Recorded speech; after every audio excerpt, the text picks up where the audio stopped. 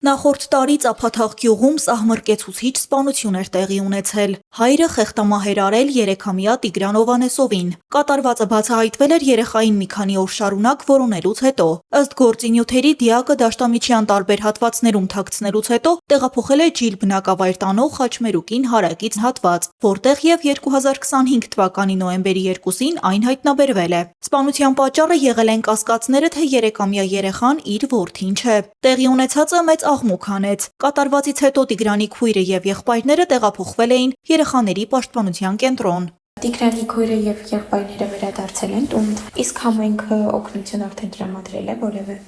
Այո։ Ինչ օգնություն է տրամադրվել նրանց։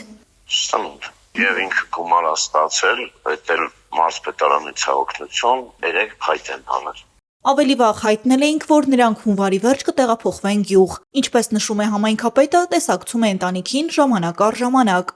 Նոր մի քիչ առաջ եմ այնտեղից գալիս։